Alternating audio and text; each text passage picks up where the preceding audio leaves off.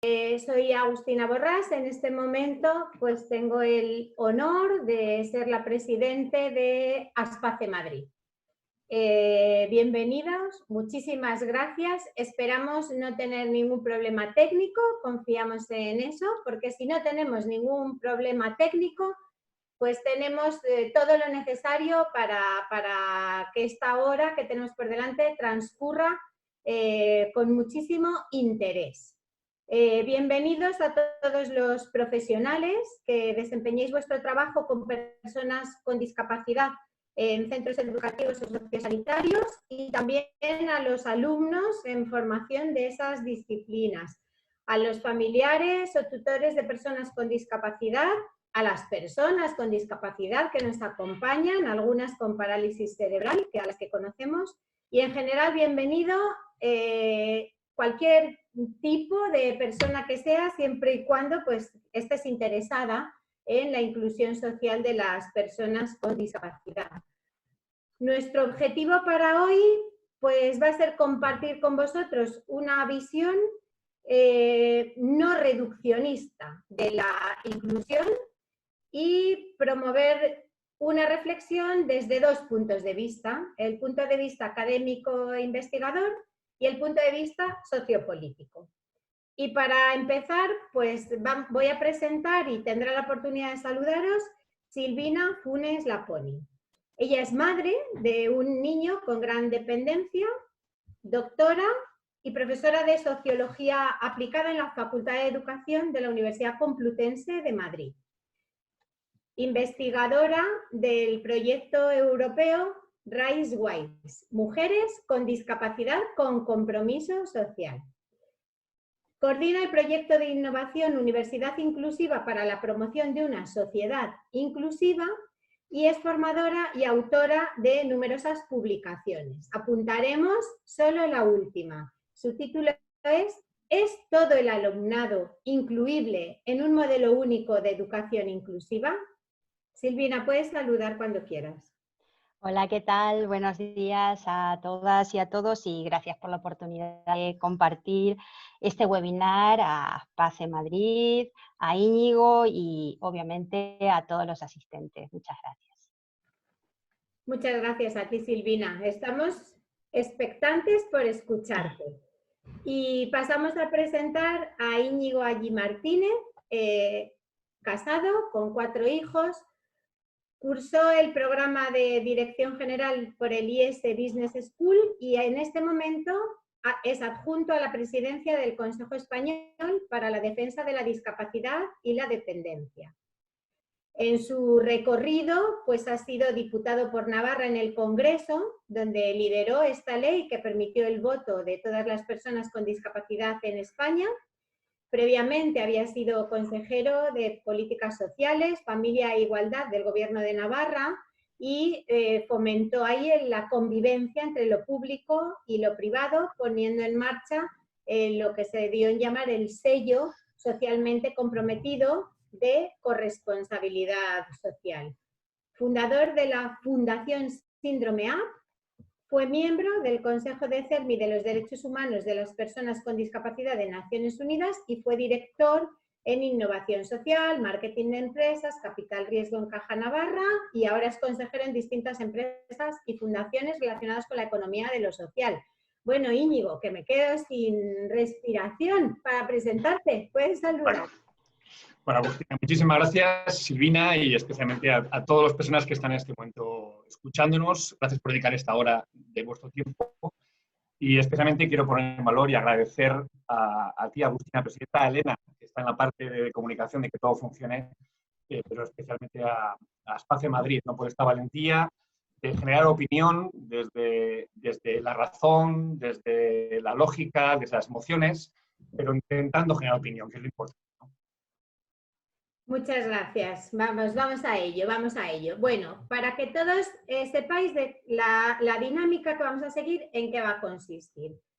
A partir de ahora le vamos a dar la palabra a ellos dos, a Silvina y a Íñigo, del siguiente modo.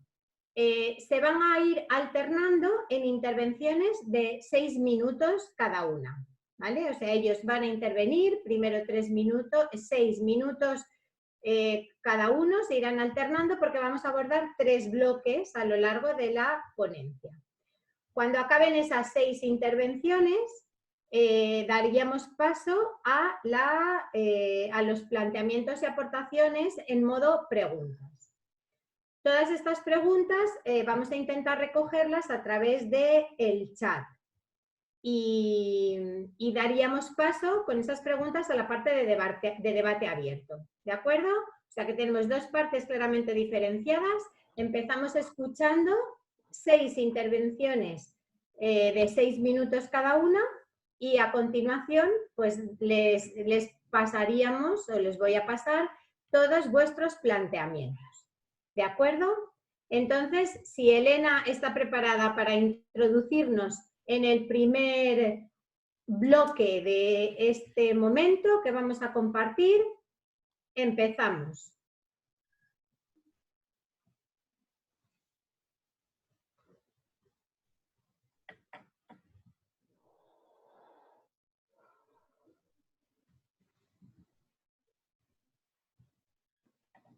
Adelante, Silvina. Bueno, pues nada, yo pienso que es importante explicar el subtítulo de la invitación de este webinar, que era de la ética de la justicia a la ética del cuidado. Y bueno, esto viene un poco de esa evolución en la docencia y en la investigación sobre la inclusión y en buscar aportaciones y distintos autores y modelos para enriquecerlo. Y ahí apareció la ética de la inclusión. Para describirlo brevemente, porque voy a suponer que los asistentes o muchos de nosotros pues no sabemos en qué consiste este modelo. Y se trata de, el principio fundamental es la responsabilidad sobre el otro, en no abandonarlo ni por omisión.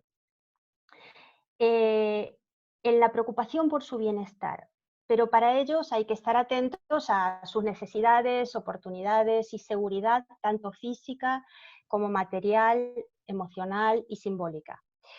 Por lo tanto, es el cuidado de todos a todos y todos somos corresponsables. Pero hay que diferenciarla de la ética de la justicia y qué premisas tiene este modelo. Bien, está sentada en el principio de universalidad, por oposición a la ética de la justicia, que en la ética de la justicia se asienta en la singularidad. La universalidad en el modelo inclusivo se puede percibir a través de la diversidad, donde es entendida como un paraguas muy amplio y muy impreciso, haciendo de lo peculiar algo genérico. De tal manera que cuando nos hablan de la inclusión entra en una misma categoría lo que serían las diferencias de color de pelo, de peso, con países de procedencias, orientaciones sexuales o diferentes capacidades. Pero también otro de los principios de la ética de la justicia es el fundamentalismo. ¿Y en qué se puede percibir este tipo de pensamiento? En que es un pensamiento dogmático que polariza entre acólitos y detractores. Es decir, los buenos los nuestros y los malos los otros, ¿no? Y producto de ese dogmatismo hay un efecto muy negativo, que es que genera miedo e inseguridad. ¿Cómo lo hace? Por ejemplo, dejando al descubierto o ignorando la protección hacia determinados colectivos. Y en este sentido yo voy a focalizar, digamos, mi disertación digamos, de aquí en adelante en que digamos, cuando yo pienso en estos conceptos estoy pensando en el cuidado hacia la infancia más vulnerable. ¿Y a quién incluyo en este grupo? Pues a todos aquellos, a todo el alumnado, todas las personas que tienen discapacidad principalmente intelectual severa o profunda y o otras discapacidades, por lo que dificulta su desarrollo, su autonomía personal y su participación social. Por eso, digamos, para sintetizar un poco toda la explicación del sentido de esta ética del cuidado y de colocarla en un lugar de relevancia en el modelo inclusivo, es que la ética del cuidado, las personas más vulnerables son las protagonistas y todos somos responsables de su bienestar. Muchas gracias.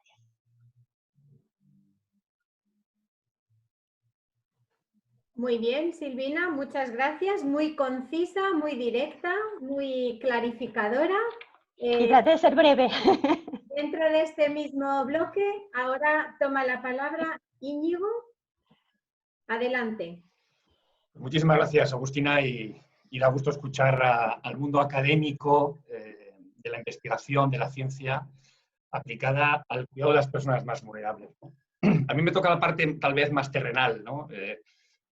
Una cosa que no puse en mi currículum es que antes que trayectoria profesional también soy papá de una niña con discapacidad intelectual y por tanto bueno, pues también tengo ese conocimiento de la realidad como tiene Silvina, como tiene Agustina, con muchas personas que veo que están aquí presentes, y lo que también me alegra es que hay personas viviendo fuera incluso de las fronteras españolas, hay personas de Paraguay que nos están siguiendo, ¿no? Por lo tanto, desde aquí también un saludo a todos. Es verdad que el cuidado trasciende fronteras, pero a mí me gustaría poner el foco en este enfoque que es el de la ética, decir lo siguiente. Yo, llevado al terreno en el que he trabajado durante 8 años, que es el ámbito político de las instituciones, en ese acercamiento al cuidado de las personas con discapacidad, a mí me gustaría, y a la inclusión, que ahora hablaremos, a mí me gustaría que, fijaos, no tanto es la ética de la justicia como teoría, que está clara, yo apelaría a la ética del legislador, porque al final el Poder Judicial lo único que hace, que no es poco, en un país democrático como eje, es ejecutar las leyes, ¿no? Yo creo que aquí sí que deberíamos apelar a la ética de los que legislan, a los que toman decisiones por la sociedad y a los que la propia sociedad civil, la ciudadanía en general, decidimos para que ellos decidan por nosotros, ¿no? Y por tanto, a mí me gustaría también elevarlo a aquellas personas en la gestión pública que son los que toman decisiones en cuanto a la inclusión, en cuanto al desarrollo de las personas, a la vida inclusiva, a los plenos derechos, etcétera, etcétera. He querido titular "Los derechos humanos no se conceden, se reconocen". Quiero también ser humilde y decir que esto lo he tomado prestado de una catedrática de ética, que es Adela Cortina, catedrática por la Universidad de Valencia, que efectivamente lo que dice es que efectivamente los estados no deben conceder, sino que simplemente deben reconocer los derechos humanos de todas las personas, sean cual sea su circunstancia, su condición, como recoge el primer artículo de la Declaración Universal de los Derechos Humanos en 1948, hace ya 72 años de aquello, ¿no? ¿Y por qué apelo a la responsabilidad social, al compromiso de las personas que toman las decisiones y que por tanto son los que digo, los que deben legislar y hacer leyes, que ahora, luego hablaremos en el bloque de educación sobre algunas leyes que efectivamente en este momento están en entredicho, ¿no? A mí me gustaría, a veces me gusta apelar a un político estadounidense que en la primera mitad del siglo XX, en el siglo pasado, dijo algo así como que es mejor que la ciudadanía no sepa cómo se hacen las salchichas y cómo se hacen las leyes.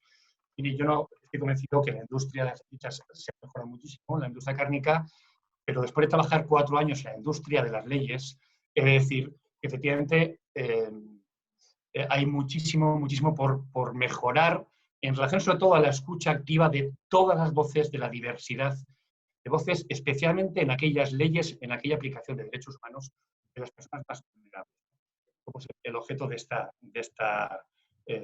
webinar. Miren, también la diferencia a veces, la necesaria convivencia de la vida pragmática con la vida académica, donde veo la diferencia, mejor dicho, es que del mundo intelectual, del mundo conceptual, luego la aplicación al mundo real se encuentra con unas inercias y unas existencias. Y pondré un ejemplo. La pena que no puedo preguntar en este momento a las personas que me están escuchando, pero si yo preguntase en este momento a todos los que nos escuchan, ¿cuántas veces viene recogido la palabra derechos humanos, como nombre y apellido, derechos humanos? En el documento final firmado en la sede de Naciones Unidas por los países que firmaron los ODS, los 18 objetivos, los objetivos de desarrollo sostenible, nos llevaremos la ingrata sorpresa de que ni una sola vez viene en ese documento la palabra derechos humanos. Y les digo por qué. Porque países como China e India, con una enorme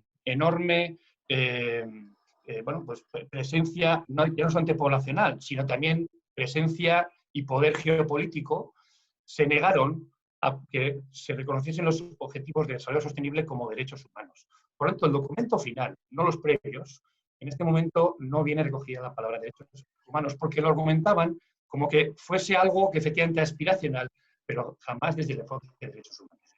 Dicho eso, lo que veo en este momento, y lo decía muy bien Silvina, en este momento de polarización social, y con esto finalizo este primer bloque, de polarización, si la ética es aquello que nos da la libertad, la autonomía, la capacidad de darnos leyes como personas, como sociedad o como instituciones, por lo tanto, como decía Séneca, ¿no? el ser artesano de mi propia vida, no debemos olvidar que siempre habrá personas que no tendrán la total capacidad de poder tomar decisiones por sí mismos. Y por lo tanto no podemos meter a todos en un mismo saco. Es muy importante respetar la especificidad de cada uno para que, como veremos, espero después, no meternos todos en el mismo saco bajo una palabra maravillosa que es inclusión, cuando realmente, y vuelvo a insistir, en que siempre hay matices y siempre hay que ver la individualidad de las personas. Hay una persona que es Tomás Castillo, un psicólogo fantástico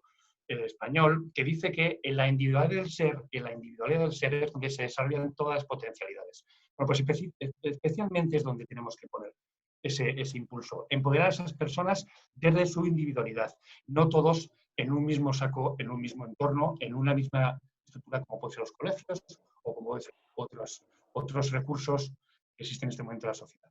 Esta es mi primera parte. Fenomenal, muchísimas gracias.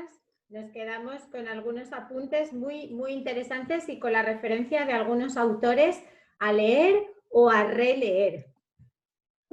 Pasamos al segundo bloque y entramos un poco más, ponemos un poquito más el foco en esa situación, esa herramienta, ese recurso, ese derecho que promueve a la inclusión o debe promover la inclusión en todos y cada uno de nosotros desde nuestra más tierna infancia, que es la educación. Focalizamos sobre la educación. Adelante, Silvina. Bueno, lo primero que voy a puntualizar es que vaya por delante que la educación inclusiva es necesaria. O sea que nosotros heredamos un sistema educativo selectivo y una sociedad democrática necesita un sistema educativo inclusivo. Entonces, ese punto quiero que quede meridianamente claro, ¿no?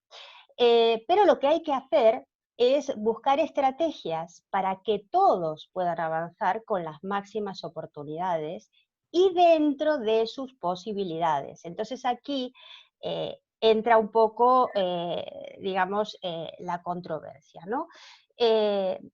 Voy a partir para mi reflexión en el supuesto del cierre de los colegios de educación especial, digamos, y desde ahí es que voy a, digamos, matizar lo que veo de limitaciones del modelo inclusivo. Entonces, o vamos a dejar claro que los principios de la educación inclusiva son presencia, participación y progreso. Aplicarlos para el alumnado que con estas particularidades que comentábamos presenta muchas dificultades porque es difícil concebirlo desde un modelo de escolarización único, por lo menos desde el modelo escolar único que podríamos ofrecer tal y como lo tenemos y lo podemos apreciar ahora mismo, ¿no? Está además bajo un paraguas impreciso de medidas como eliminación de barreras, diseño universal, comunidad acogedora y colaboradora, que son elementos muy buenos, pero a todas luces insuficientes para un alumnado que necesita una pedagogía terapéutica intensiva y en el que se desdibuja además la atención a la diversidad por considerarla discriminatoria. Todos somos educables, pero no todos lo somos desde el mismo modelo educativo. Otros aspectos a considerar que me gustaría poner sobre la mesa están más vinculados a preguntas que quiero compartir con las cuales yo todavía no he podido responder, como por ejemplo, ¿cuánta diversidad es asumible en el mismo aula? Si no se atiende a las necesidades de cada uno, ¿no se segrega? ¿No es más segregador no proporcionar los apoyos adecuados que tenerlos en el mismo aula a todos? ¿Cómo los van a incluir? Por ósmosis. Si no pueden participar, no van a estar incluidos. Entonces, sería importante aplicar la inclusión de verdad. La mejor solución para aquel alumnado que no se ajusta a este modelo es un poco el que no encaja del todo en el modelo. Entonces, para finalizar, la inclusión fundamental pasa porque reciban con la frecuencia, intensidad y especialidad los servicios y medidas que el alumnado más desfavorecido necesita. La desatención a las necesidades básicas es lo opuesto a la ética del cuidado, es una deprivación de derechos, es dejarlos a la deriva, en definitiva, es el desahucio educativo de la infancia más vulnerable. Por lo tanto, debemos asumir los límites del modelo inclusivo y la complejidad de la diversidad. Una educación inclusiva sin recursos y sin la atención a la diversidad necesaria es un mero eslogan. Por eso, y para finalizar un poco con esta frase, un modelo inclusivo no se crea por decreto. La inclusión es un camino que recorremos juntos, construyendo experiencias, contagiando actitudes, pero nunca a costa de desatender las necesidades de los más vulnerables. Muchas gracias. Muchas gracias, Silvina. Pues le paso la palabra a Íñigo para seguir hablando de educación.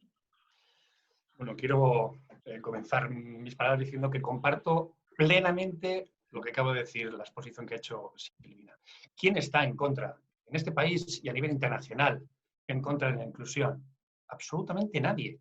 Nadie. Ese es el problema. Y creo que es donde yo me quería ceñir más este segundo bloque de la parte educativa, ¿no? Es decir, cómo se toman las decisiones en el modelo educativo de un país, me da igual en España que en cualquier otro país que tenga una democracia liberal y donde haya un debate, donde debiera haber un debate y donde realmente no lo hay, ¿no? La realidad es que en este momento, no lo digo yo, lo dicen los sociólogos como Silvina y personas psicólogos y personas que están en este momento analizando en qué momento estamos viviendo, más allá del COVID, en qué momento la sociedad se está viviendo en el siguiente. Y eso se refleja en la toma de decisiones. Y me explico. Estamos en un momento de polarización, en el reduccionismo de las ideas. Es decir, hoy recogemos una bandera, como decía, la bandera de la igualdad, la bandera de la inclusión, la bandera de la vida, la bandera de... Pero no hay un debate profundo intelectual de cómo desarrollarlo individualmente a cada una de las personas, a cada una de las familias, a cada una de las personas que componemos una sociedad. Me da igual qué tipo de sociedad, ¿de acuerdo? Por tanto, ese reduccionismo, esa equivocación de entender igualdad como unicidad, o voy peor todavía, ¿no? A esa verdadera manipulación. Y lo digo abiertamente, no tengo problema en decirlo aquí, porque lo he dicho mientras me he dedicado 8 años de mi vida a la política. Esa verdadera manipulación por parte de muchos partidos políticos, me da igual derecha, izquierda, centro, arriba y abajo. La manipulación de esas ideas sobre una idea, como intentar buscar algo contrario, sin, insisto, un debate profundo y como debiera ser y haber en un proyecto de ley, como este caso, sobre la mesa en España, que es el proyecto de ley de la nueva ley sobre educación. Y por tanto, como desde la ideologización, una idea, sin buscar el consenso, y consenso quiero recordar a todo el mundo, pactar, el negociar, bueno, es también ceder parte de la cesión. Aquí no, seguimos y es un poco el título de este lo que quería proponeros, ¿no? En vez de haber una racionalidad, unos datos, una investigación, una lógica consensuada, hemos ido a los afectos ideológicos puramente de los partidos políticos. Ese es el gran problema que tenemos en este país y que eso además se lleva al resto de la sociedad, ¿no? Y también por parte de los medios de comunicación, que son parte de este elenco que supone el mundo de la política. Pero lo que me parece más grave todavía es engañar a la sociedad apelando a que yo defiendo en este caso la inclusión en el modelo educativo para cerrar algunos colegios de educación especial o los colegios de educación especial, apelando a que lo dice la ONU, apelando a que lo dicen grandes y para UNESCO, que lo dicen Naciones Unidas, perdón, que lo dice la Unión Europea, como si fuese algo que avala la teoría, la tesis de esas corrientes, especialmente cuando llegan al poder, al ámbito de las decisiones políticas. Eso me parece la más grave. Miren, no lo digo yo, lo dice una persona que además veo que está presente en esta sala virtual, que es el señor Noé de la Cruz. Y dice en un artículo de los que habitualmente le he leído, que en ningún caso la Convención de la Declaración de los Derechos Humanos de las Personas, de las personas con discapacidad del año 2006, dice en ningún momento que incluir el ámbito educativo es meter a todos los niños en una misma infraestructura, llámese escuela, llámese colegio. No dice. Lo que está hablando es incluir en un ámbito mucho más, que no es un espacio real, sino que es un espacio virtual, que es el modelo educativo, la magia de la educación. A eso se refiere la Declaración de los Derechos de las Personas con Discapacidad en este caso. Claro, el problema está en que la traducción que se ha hecho, o la interpretación, o la mala interpretación que se ha hecho de eso, es que efectivamente todos tenemos que estar en aulas ordinarias, cuando ha explicado perfectamente muy bien Silvina, qué consecuencias tiene. Miren, en términos de datos, de ratios, que es el mejor antídoto contra la demagogia, hay comunidades en España en este momento, hay comparativamente con otros países, que el ratio de inclusión es un muy buen dato. Es decir, hay, por ejemplo, comunidades en el norte de España, como Navarra, que conozco bien porque, como bien sabéis, soy de aquí, que el ratio de inclusión de alumnos con necesidades especiales, de niños y niñas con necesidades especiales, es del 94,6%. Oiga, pero efectivamente hay casos, puede ser parálisis cerebral, puede ser autismo con problemas conductuales, puede ser casos de pluridiscapacidades que requieren unos apoyos específicos y especiales en entornos que es el modelo de la educación especial, que es un mismo modelo, que es un continuo de todo el modelo educativo. No es modelo ordinario contra el modelo especial, absolutamente son complementarios y necesarios.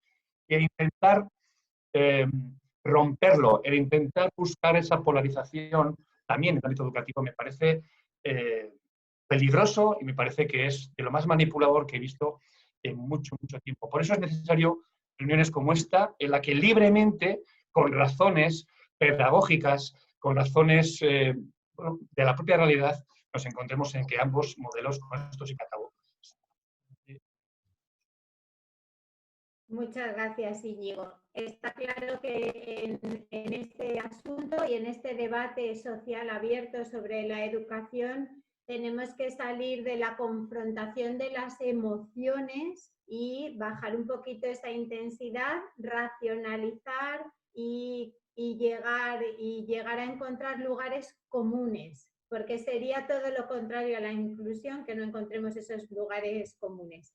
Pasamos al tercer bloque de intervenciones de los dos ponentes y ahora vamos a levantar los ojos porque tenemos que vivir mirando al futuro y tenemos que vivir pensando cómo tiene que ser esa sociedad inclusiva que todos queremos y que todos necesitamos. Impúlsanos hacia el futuro, Silvina, por favor. Bueno, pues yo mirando al futuro, pues la verdad es que solo, creo que voy a ser breve, pero a lo mejor cosas que considero como muy básicas, o sea, no por extensión, sino por necesidad de fuerza de la importancia de las cosas que creo que que tienen que tenerse en cuenta para ir hacia ese futuro deseable, ¿no? Y yo creo que pasa por no concebir la educación inclusiva limitada al espacio del aula. Hay que suavizar las fronteras mediante, por ejemplo, la flexibilización del sistema de escolarización. Íñigo, acabas de mencionar todas estas cosas, es decir, no quitar esa dicotomía especial ordinaria, ¿no? Pero también tendrían que pensarse sistemas mixtos, sistemas transitorios, digamos, de por un tiempo tener un tratamiento, digamos, en educación especial y luego, superado un bache, volver a la ordinaria, o los que aún no se nos hayan ocurrido, que no han aparecido aún, ni que puedan abrir este espectro, ¿no? Y otra medida muy importante, y esta creo que es una apuesta creo que bastante sencilla de llevar a cabo por cualquier sistema educativo, es lo que yo llamo la permeabilización. Es decir, hacer más permeables los muros escolares, justamente para superar esa dicotomía de centros ordinarios con centros especiales, ¿no? Donde mediante actividades, salidas, compartan los centros ordinarios con los especiales, la educación en valores, actividades lúdicas, de dinamización, pero no desde la presión de los contenidos académicos, que eso imprime mucha presión al ritmo escolar, e incluso a las exigencias de alumnos y del profesorado. Pero también considero que es muy importante basar el modelo inclusivo no en la destrucción, sino en la construcción. Enfocándonos en, primero, preparar el terreno para la aceptación de la diversidad y de la inclusión. No incluir por decreto, porque puede generar un efecto adverso. Se trataría más bien de extender y replicar modelos inclusivos de éxito para ir dando pequeños pasos, digamos, sin miedo, con referentes de seguridad, de experiencias previas, para ir avanzando en una línea inclusiva. Con aplicar de verdad cada vez más inclusión ya tenemos mucho por hacer, digamos, sin hacer una reforma educativa, sino simplemente siguiendo esta pauta que comentaba. Pero también muy importante, dar recursos y disminuir ratios que hagan viable la inclusión en el aula. No voy a dejar de lado, porque es muy importante también, formar a los profesionales para enseñar inclusivamente. Tienen que saber metodologías, tienen que saber atención a la diversidad y muchas cosas que así a las bravas no pueden ir al aula a educar inclusivamente de un día para el otro sin haberse formado. Y un punto para finalizar muy importante es preparar a la comunidad educativa y a la sociedad en su conjunto para la aceptación de la diversidad. Y con esto ya tenemos mucho camino por recorrer y sin hacer una reforma educativa. Haciendo esto ya estamos entretenidos por varios años. En síntesis, que la sociedad inclusiva necesita enamorar, seducir, atraer a todas y a todos los diversos, incluso a aquellos que piensan distintos que nosotros. Y muchas gracias. Muchas gracias, Silvina. Queremos vivir en esa sociedad que nos enamore. Sí, la verdad que sí. Íñigo. Bueno, a ver, aquí me gustaría hacer en este último bloque un tránsito, un camino con cuatro etapas, ¿no? El escenario en el que estamos, ¿cuál es la realidad? ¿De acuerdo? ¿En qué momento estamos de la historia, la que nos ha tocado, los tiempos que nos ha tocado y las sociedades que nos ha tocado vivir? Hacia qué requeriríamos, qué es lo que nos pedís, y también un poquito de autocrítica, ¿vale? Voy a hacerlo muy, muy rápido. El escenario, ya lo he dicho antes muy claramente, falta de liderazgos éticos, falta de liderazgos políticos, falta de personas que realmente pongan por encima de cualquier interés partidista o medialista, de los egos, el bien común, falta de estructuras, falta de espacios deliberativos donde se dedique un tiempo real a los porqués, al mañana y no tanto al cortoplacismo. Eso es lo que dejaron de hacer hace mucho tiempo los partidos políticos. Ya veis que apelo muchísimo a los políticos porque son las personas que tienen realmente las herramientas para tomar decisiones. Y en algún momento de nuestra historia, breve, pues perdió ese poder transformador que tiene la política. Es que soy un enamorado porque creo que no hay mayor profesión más allá de la educativa, ¿no? Pero que es darse a los demás, que es al fin y al cabo la política, ¿no? Por eso soy muy crítico. Y como veo esa falta de liderazgo y como veo pues, crisis que hemos vivido, tanto la crisis financiera hace apenas 10 años, de la que empezamos a recuperarnos, ahora una situación absolutamente compleja que ha traído ese virus invisible a los ojos humanos que ha paralizado medio planeta. Bueno, eso, lógicamente, nosotros como personas que representamos o nos decimos que representamos a nivel asociativo, institucional, de empresas, en el ámbito de la discapacidad o el ámbito de la dependencia, yo creo que no podemos estar de espaldas a esa situación. Ahora bien, segundo, el escenario es el que es. Sociedades polarizadas, donde el relato, las emociones ganaron y los afectos y los arraigos ganaron a la lógica y a la razón, pero yo sí que quiero hacer también un repaso de decir que no todo está perdido. Estamos en un momento de la historia donde hay más países democráticos. Estamos en un momento de la historia donde la tasa de esperanza de vida se ha duplicado prácticamente desde el comienzo del siglo XX. Estamos en un momento en el que la hambruna ha disminuido radicalmente. Estamos hablando en el que la renta per cápita del planeta se ha elevado en los últimos 12, se ha duplicado prácticamente en los últimos 12 años, con muchas más desigualdades, eso también es cierto. Pero no quiero hacer también una visión desde los datos, y ahí pues, también quiero poner sobre la mesa pues, a personas como Steven Pinker, que hace un repaso de todos esos datos, insisto, sobre la evolución de la historia de la humanidad, ¿no? O Johan Norberg aquí en Europa. Bueno, en cualquier caso, ahora bien, lo que a mí me gustaría es también apelar a la convivencia. Una palabra, inclusión sí, pero también sobre todo la palabra convivencia. Y no solamente en el ámbito educativo, sino también en el ámbito del empleo. Y no cerrar, por el hecho de tener una naturaleza jurídica, cerrar unos centros respecto a otros, o la relevancia de la convivencia entre las ideas, entre las creencias, entre los proyectos, entre el modo de vida. Yo creo que eso todavía tenemos muchísimo que mejorar. Y ahora va también la parte de autocrítica y empezando por el Consejo Español a la defensa de la discapacidad y la dependencia, ¿no? Si algo dice la ética es que la persona es el último fin y jamás las personas tienen que ser instrumentos o medios para otros fines. Y creo que también en algún momento dado en el mundo de la sociedad civil hemos perdido ese enfoque. Y ese enfoque significa que yo estoy aquí para defender a personas con discapacidad o a personas con dependencia. Y no a defender a través de esas personas otros intereses. Y eso también lo quiero poner en valor porque otra forma de autocrítica sería, lo ha dicho muy bien Silvina al final de su disertación, ¿no? Es, la diversidad dentro de la diversidad. Puede haber muchas voces dentro de la diversidad que supone la discapacidad. Claro que puede haber muchas voces. De hecho, creo que es síntoma de desarrollo que haya voces distintas y que defiendan y que muchas cosas se complementen, pero en otras no puede haber una única voz para algunas cuestiones. Por lo tanto, no deslegitimar otras voces que defiendan modelos educativos de educación especial, etcétera, etcétera, ¿no? Es decir,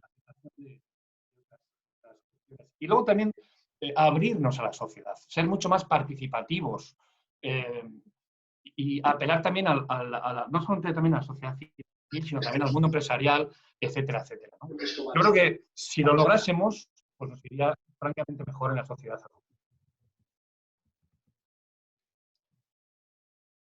Muy bien, muchísimas gracias. Hemos tenido la suerte de contar con dos ponentes rigurosísimos en la gestión de su propio tiempo y esto significa que ahora la oportunidad pues es la vuestra de transmitir, como ya estáis haciendo, a través del chat las preguntas o las intervenciones que queréis que yo le traslade a los ponentes para que se abra el debate. Entonces, el primer protagonista de nuestro debate va a ser los docentes. Querida Silvina y querido Íñigo, nuestros oyentes nos han llevado a poner el primer foco en los profesores, maestros, docentes en general. Una de nuestras oyentes, Ángela, comparte con toda generosidad sus propios sentimientos. Dice, Dice, no me he sentido más frustración que cuando no he podido atender a un alumno que me necesitaba en medio de una clase llena de compañeros, ¿no? Y nos preguntan, ¿cómo puede este docente llegar a la persona con discapacidad en este sistema educativo infradotado, que tiene tantas barreras, con escasez de recursos, con exceso de ratios y sin estar capacitados? Porque ahora todo cae a la actitud y a la aptitud del propio docente. ¿Cómo pueden sobrevivir nuestros docentes a esta situación, Silvina? No pueden. No, quisiera poder decirle unas palabras, digamos, más alentadoras, pero es una realidad que yo conozco porque lo hablo y lo debato permanentemente con docentes, y a mí me ha gustado mucho escucharlo a Íñigo desde el otro lugar, porque hablaba de la ética del legislador, que cuando se ponen a sacar leyes están en ese momento de inspiración y no miden las consecuencias de cómo impacta esto en los docentes, que queriendo hacer bien su trabajo no pueden, porque si están con unas ratios que, digamos, pensados para grupos homogéneos, ya son complicadas. Imaginaros en grupos heterogéneos. Y no hablo de heterogeneidad, de que uno tarde un día más o un mes más en aprender un contenido, sino que lleve varios años de retraso curricular, ¿no? Porque ya estamos con un problema, digamos, de aprendizaje importante. Un docente no puede hacer milagros. O sea, que ponga toda la actitud y toda la ética es necesario, porque eso ayudará mucho a la relación con el alumno, con las familias, a buscar la mayor cantidad de recursos posibles que tenga y que no tenga para sacarlo adelante. Pero esto es algo que no puede hacer solo. Si no hay un respaldo real desde las administraciones educativas, queda todo en un acto, digamos, de un esfuerzo personal que no va a ser capaz de satisfacer plenamente a todas las necesidades que puede tener esa gran diversidad. Y una de las cuestiones claves es las ratios. O sea, trabajar inclusión desde números de grupos aulas un poco superpobladas, no es posible. No es posible en un sistema educativo estandarizado y no es posible en un sistema educativo masificado. Por eso que hay que ser contundentes y decir inclusión sí, pero ¿con qué número de alumnos vamos a trabajar por aula para que eso sea viable? Pues si no, son solo palabras bonitas. Y bueno, y formarse también, pero todo eso solo siempre va a estar incompleto si no hay una voluntad política de que eso sea eficaz. Entonces te pregunto, Íñigo, para conseguir esa formación, esos medios económicos y esos medios humanos que se necesitan para llegar a una educación verdaderamente inclusiva, los ciudadanos, ¿qué podemos hacer para movilizar a los actores de las administraciones públicas que tienen que legislar? ¿Podemos hacer algo más? ¿Qué hacemos? Bueno, pues es muy buena pregunta. Voy a responder, Agustina, pero también hilándolo con lo que decía Silvina. En el año 2017, que yo estaba en el Congreso de Diputados, se publicaron a final de año en el BOE más de 1 millón de folios de leyes, normas del ordenamiento jurídico y modificaciones. 1 millón de folios. Si cada ciudadano, en su ámbito de su ciclo de vida vital cotidiano, en su parte de ocio, de trabajo, de empleo, de educación, en su profesión, tuviese que estar atento a toda esa hiperactividad, hiperinflación legislativa, nos volvíamos locos, ¿no? Es decir, algo hacemos mal en la política, algo se está haciendo mal en la política de este país, porque no somos capaces de, efectivamente, buscar consensos, como decía antes, y sobre todo de, oye, justificar el trabajo de un político porque se ha publicado en el BOE X folios. ¿Qué tenemos que hacer nosotros? Lo estamos haciendo en este momento, Agustina. Reivindicar, pero no desde la confrontación, sino alzar voces distintas a voces que han ocupado espacios y además autodefiniéndose como la única voz. Me da igual la dependencia, me da igual la discapacidad, me da igual el empleo, me da igual... Es decir, eso no puede ser. En sociedades democráticas la diversidad está incluida dentro de la propia diversidad. Y por eso creo que eventos como el actual, o que empecemos a estar otras organizaciones ciudadanas, plataformas ciudadanas presentes, cercanas, para generar opinión, para acercarnos al mundo académico e investigador y que con datos y con cifras desde la lógica y las emociones también, lógicamente, de lo que vivimos diariamente, lo llevemos a los legisladores y nos escuchen a todos. Y después el legislador, después de escuchar opiniones distintas, oiga, tome las decisiones porque nosotros le hemos dado el poder para que tome esas decisiones. Pero no solo puede haber una voz, y eso es algo que pues me gustaría llamar a la movilización social. Oiga, está bien que critiquemos a los políticos, pues le doy dos alternativas. O, oiga, dé usted el paso a la política, que ojalá muchas más personas hubiese una regeneración absoluta dentro de la política, o la otra es movilícese. Y porque usted tiene todos los instrumentos y los resortes democráticos, jurídicos, institucionales, para que llegue su voz sin vetos y, insisto, y a esa diversidad, porque si no, por tanto, algo estamos haciendo mal solamente en la queja. Silvina, por aquí nos vuelven a llevar otra vez hacia los profesionales, pero esta vez nos invitan a reflexionar sobre esos otros profesionales que no son docentes, como pueden ser terapeutas ocupacionales, fisioterapeutas, logopedas, psicólogos. Esos otros profesionales que también, gracias a su trabajo, se favorece la inclusión de las personas, se favorece la capacidad de entender y se favorece la capacidad de participar. Y en este sentido, ¿cómo se está trabajando esta multidisciplinariedad o interdisciplinariedad desde la formación básica de esos profesionales?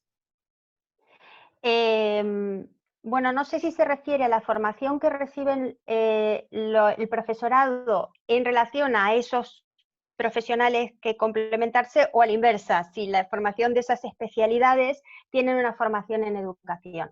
Al revés, el foco, eso es, tu primer planteamiento, vamos por ahí. Vale, entonces, teniendo en cuenta eso, una de las cuestiones que cuando yo doy clase en ámbitos donde formo para ser docentes, les trato de sacar del foco de que el docente como el amo y señor de su clase, ¿no?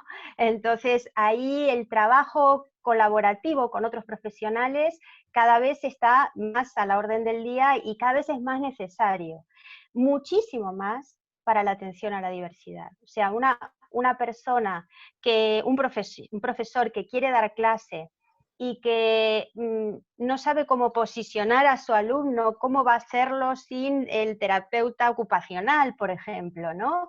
O que quiere enseñarle a mejorar su lenguaje, hacerlo sin un logopeda, o una EL, o un maestro en audición y lenguaje. Es decir, no se puede concebir el trabajo del aula desde un profesional. Es un equipo docente el que tiene que colaborar y aprender cada uno de la riqueza y las aportaciones de los otros y conciliar cada uno su espacio de intervención y de colaboración para poder hacer este trabajo conjunto, ¿no?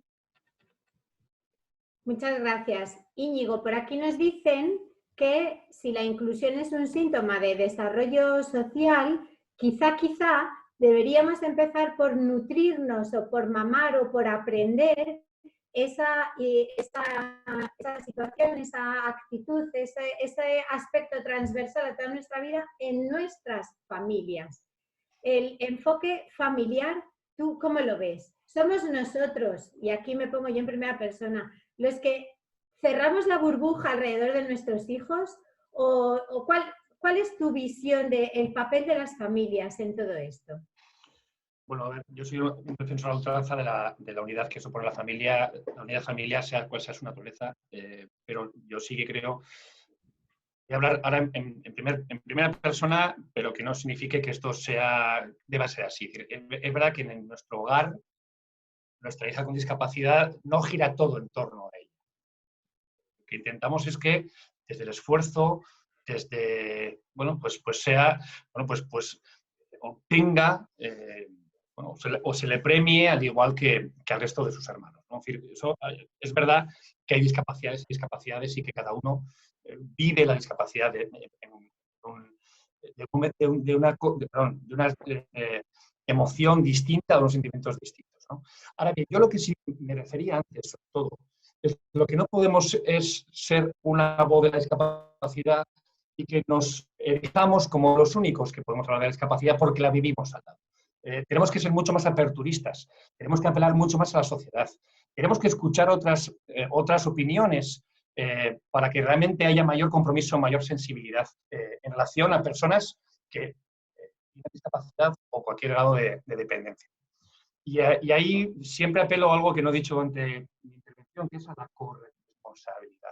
Yo como agente activo que soy en la sociedad española, en cualquier país, yo tengo una corresponsabilidad como familiar, como padre, como hermano, como profesional, y esa corresponsabilidad atañe a los políticos para que realmente tomen las decisiones que tengan que tomar por el bien común, y no solamente por su ideología o por lo que su partido le exige, la corresponsabilidad del empresario que genera empleo y que si por suerte va a poder mantener su empresa, pues que ponga en primera persona o en primer lugar, priorizando a las personas que emplea, en un momento como el que estamos viendo en este momento, a la corresponsabilidad del educador o de los profesionales de atención a la dependencia en residencias o centros de día o la atención temprana, por ejemplo, que con toda la legitimidad para poder quejarse de la falta de recursos y de la exigencia de ratios, apelen a esa vocación que tienen para que de manera corresponsable ayuden. Creo que al final, la palabra corresponsabilidad y también de las organizaciones sociales para que realmente defendamos a las personas con discapacidad y realmente defendamos a las personas con cualquier grado de dependencia, sea en el ciclo de su vida vital que sea. Y que no solamente sea para defender nuestros intereses, cosa que me parece muy importante. Muy bien, vamos con las dos últimas preguntas, aunque tenemos el chat que arde, pero vamos a también ser responsables con nuestro tiempo. Silvina, por aquí María nos invita a tener en cuenta también el bienestar emocional de los niños, además de los aprendizajes que deben realizar, efectivamente, el entorno puede ser beneficioso o puede ser una barrera más para ese niño. Y entonces nos hace reflexionar, por ejemplo, Adiós, Elvira. Hasta mañana, nos vemos mañana. Muy bien. Nos hace reflexionar, María, en niños que tengan problemas sensoriales como hiper o hiperreactividad a estímulos, a olores, Entonces, esta realidad, o sea, poner el foco en el bienestar global del niño como marco o como barrera para la realización de los aprendizajes, ¿qué te sugiere? Sí, bueno, al principio de la disertación había comentado que hay que contemplar todos los aspectos, no solo los curriculares y los materiales, sino también los emocionales y los simbólicos. Cuando hablo de los simbólicos, hablo de los mensajes que aparecen en la sociedad con respecto a la diversidad, ¿no? Como, qué sé yo, a mí a diario escucho, ¡ay, pobrecito!, con relación a mi hijo, por ejemplo, ¿no?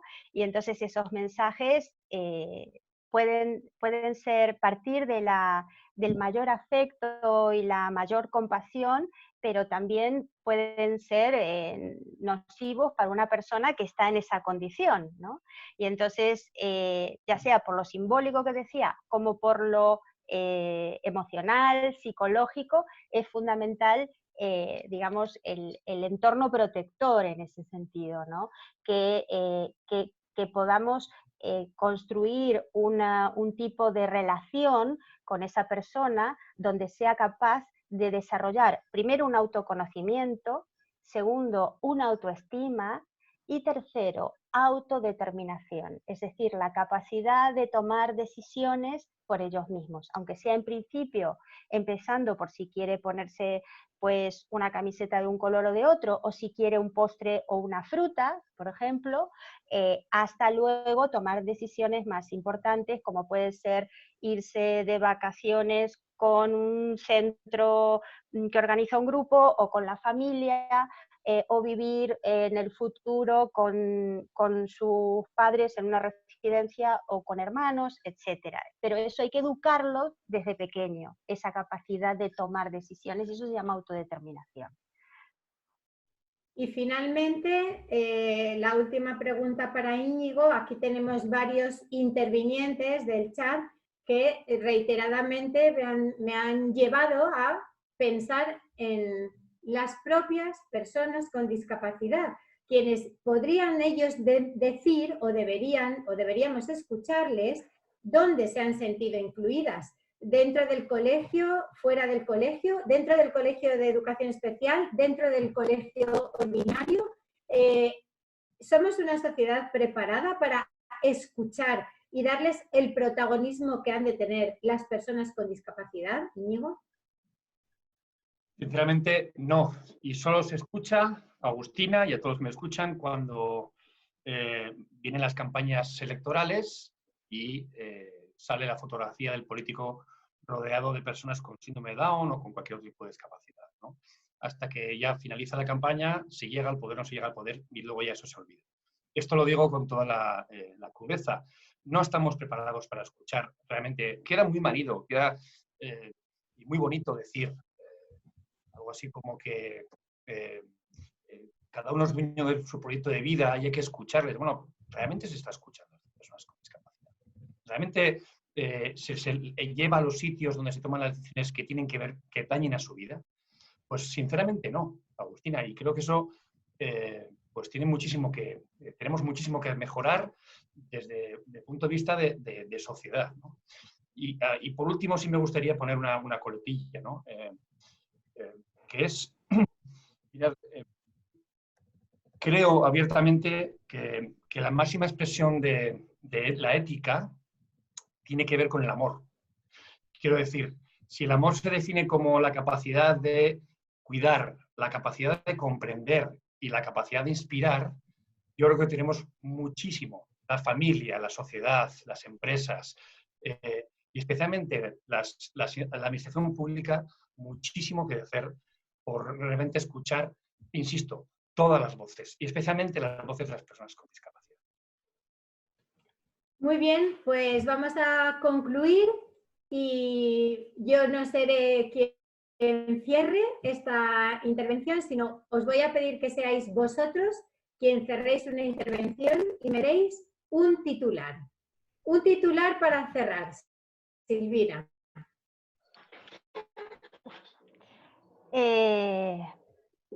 Pues estaba viendo un poco las intervenciones y una de las cosas, no me parece como cierre tanto de la convocatoria del webinar, sino como parte también a los comentarios de algunos asistentes.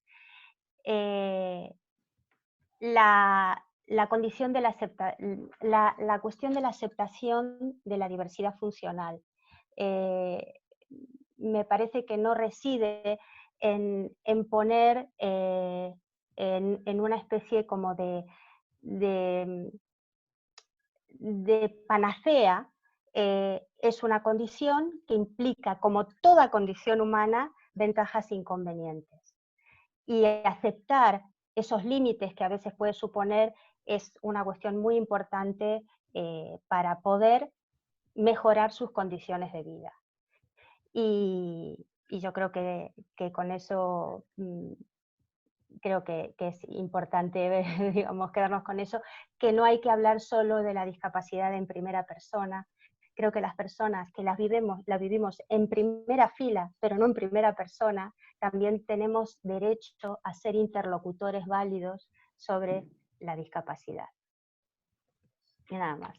Muy bien. ¿Tu titular para cerrar, Íñigo? Escuchemos la voz de la discapacidad, pero no usemos esa voz para otros intereses. Muy bien. Pues muchísimas gracias a vosotros dos en primer lugar. Muchísimas gracias a Elena, que ha estado pendiente de que técnicamente todo esto se desarrollase sin incidencias. Y muchas gracias a todos los que habéis asistido y los que habéis participado a través del foro. Como ya os he transmitido por escrito, vamos a recoger las aportaciones que habéis escrito. Algunas de ellas he intentado transformarlas en preguntas, pero había muchísima producción a través del chat y vamos a intentar recoger todas esas aportaciones y vamos a seguir utilizándolas para interiorizar y para progresar en esta evolución social de la que queremos ser partícipes y actores. Muchísimas gracias. Y nos vemos en la próxima. Ya veremos. Hasta pronto. Y ya veremos cuál. Gracias a todos. Gracias, Cristina. Gracias a Paz de Madrid. Muchas gracias. Adiós. Adiós.